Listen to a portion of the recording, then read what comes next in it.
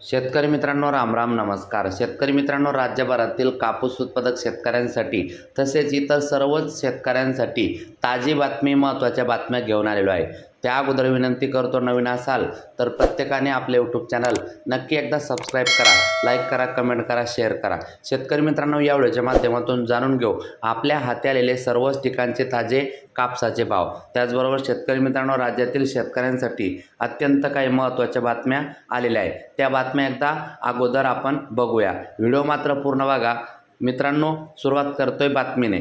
मित्रांनो, ई पीक पाहणीला 31 मार्चपर्यंत मुदत. राज्यातील रब्बी हंगाम 2025-26 मधील ई पीक पाहणी करण्याची मुदत आता 31 मार्चपर्यंत वाढवण्यात आली आहे. महसूल मंत्री चंद्रशेखर बावनकुळे यांनी विधानसभेत सांगितले की आतापर्यंत केवळ 55.69% नोंदणी पूर्ण झाली आहे. सुमारे 45% शेतकऱ्यांची नोंदणी होणे बाकी आहे आणि त्यामुळेच आता ही पीक पाहणीला पुन्हा एकदा 31 मार्चपर्यंत मुदतवाढ देण्यात आलेली आहे. आता दुसरी बातमी शेतकऱ्यांसाठी महत्त्वाची अशी आहे की मित्रांनो, 20 मार्चपर्यंत राज्यात वादळी पावसासह गारपिटीचा अंदाज. होय शेतकरी मित्रांनो, राज्यामध्ये विदर्भ, मराठवाडा, खानदेश आणि मध्य महाराष्ट्रातील विविध भागामध्ये 20 मार्चपर्यंत दुपारनंतर ढगाळ वातावरण निर्माण होऊन मेघगर्जनेसह वादळी पाऊस आणि काही ठिकाणी गारपीट होण्याचा अंदाज वर्तवण्यात आला आहे. 18 ते 20 मार्च दरम्यान वादळी पावसाची तीव्रता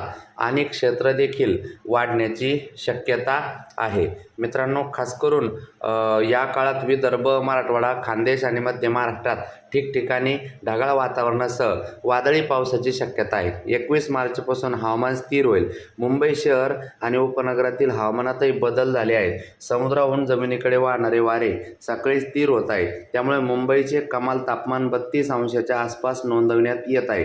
गेल्या आठवड्याच्या तुलनेत कमाल तापमानात बऱ्यापैकी फरक पडल्याने मुंबईकरांची उष्णतेच्या लाटेपासून सुटका झालेली आहे. आता वळूया कापसाच्या भावाकडे. पटापट सांगतो. मित्रांनो, पुलगाव बाजार समिती मध्यम स्टेपल जास्तीत जास्त 7,990 रुपये.